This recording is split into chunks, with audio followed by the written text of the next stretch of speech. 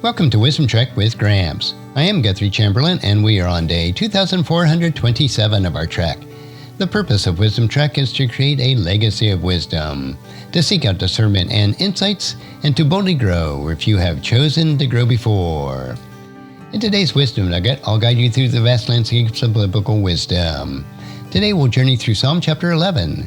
This psalm is attributed to David and captures a decisive moment of faith and trust in the face of danger and adversity. As we read Psalm chapter 11, verses 1 through 7 from the New Living Translation, we'll uncover profound insights about where our true security lies. So let's dive in. Psalm chapter 11, verses 1 through 7. I trust the Lord for protection. So why do you say to me, fly like a bird to the mountains for safety? The wicked are stringing their bows and fitting their arrows with bowstrings. They shoot from the shadows at those whose hearts are right. The foundations of law and order have collapsed. What can the righteous do?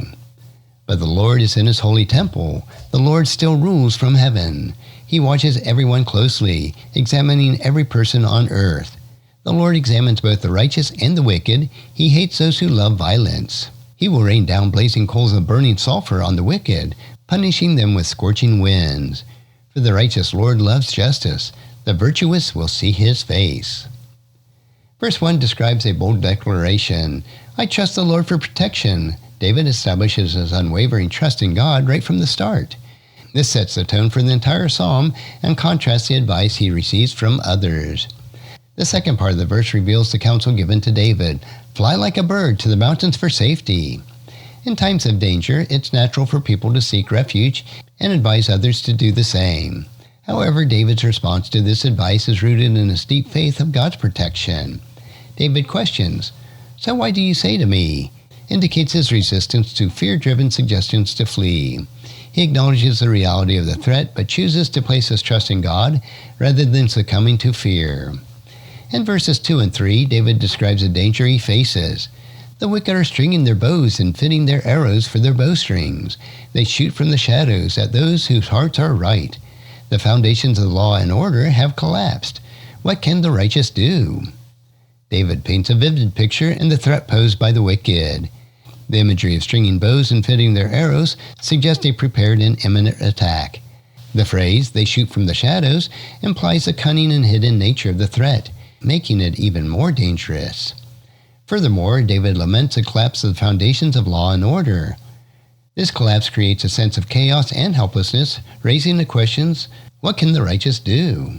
It's a question that resonates with everyone who felt overwhelmed by the apparent triumph of wickedness and injustice. Verse 4 provides a profound answer to the question posed in verse 3. But the Lord is in his holy temple. The Lord still rules from heaven. He watches everyone closely, examining every person on earth. David shifts his focus from the earthly threat to the sovereign rule of God by stating, the Lord is in his holy temple, and the Lord still rules from heaven. David affirms God's unchanging and supreme authority over all creation. Despite the chaos and danger on earth, God remains in control. This divine oversight is not passive. God watches everyone closely, examining every person on earth. This assurance that God is aware and attentive starkly contrasts to the feelings of helplessness expressed earlier. It reassures the righteous that they are not abandoned and that justice is ultimately in God's hands. In verses 5 and 6, David continues to emphasize God's active role in justice. The Lord examines both the righteous and the wicked. He hates those who love violence. He will rain down blazing coals and burning fire on the wicked, punishing them with scorching winds. These verses highlight God's discerning judgment. He examines both the righteous and the wicked, indicating that he is not indifferent to human actions. God's hatred for violence underscores his commitment to justice and righteousness. The vivid imagery of raining down blazing coals and burning sulfur, along with the punishing, scorching winds, portrays the severity of God's judgment on the wicked. It serves as a reminder that while the wicked may seem to escape justice temporarily, they will ultimately face divine retribution. Verse 7 brings the psalm to a powerful conclusion. For the righteous Lord loves justice. The virtuous will see his face. The verse encapsulates the essence of God's character and his relationship with the righteous. The phrase, the righteous Lord loves justice, reaffirms God's unwavering commitment to what is right and just. It highlights that justice is not merely an action God takes, but an integral part of his nature. The promise that the virtuous will see his face offers profound hope and assurance. To see God's face symbolizes a close and intimate relationship with him. It is the ultimate reward for the righteous, a promise of eternal fellowship with the Lord. As we reflect on Psalm chapter 11, verses 1 through 7, several key lessons emerge that are highly relevant for our lives today. The first is trusting God's protection. Like David, we are called to place our trust in God, especially in times of danger and uncertainty. While it's natural to seek safety, our ultimate security is found in God alone. Second, awareness of divine sovereignty. Despite the apparent chaos and threats in the world, God remains sovereign. He is in control and actively watching over his creation. This awareness provides comfort and reassurance. Third, confidence in God's justice. God's discerning judgment assures that he is aware of both the righteous and the wicked. His hatred of violence and commitment to justice guarantees that evil will not go unpunished. And fourth, hope in divine fellowship. The promise that the virtuous will see God's face offers profound hope. It reminds us that our relationship with God is our greatest reward and ultimate destiny. Applying these lessons to our daily lives deepens our faith and guides our responses to challenges. Trusting in God's protection helps us to remain steadfast amidst threats. Recognizing God's sovereignty reassures that his control over all situations. Confidence in God's justice motivates us to pure righteousness, knowing that he will ultimately correct all wrongs. Hope in the divine fellowship encourages us to cultivate a close relationship with God, anticipating an eternal joy of seeing his face. As we conclude our exploration of Psalm chapter 11, verses 1 through 7, let's carry these lessons with us on our journey. Trust in God's protection, remain aware of his sovereignty, have confidence in his justice, and cherish the hope of divine fellowship.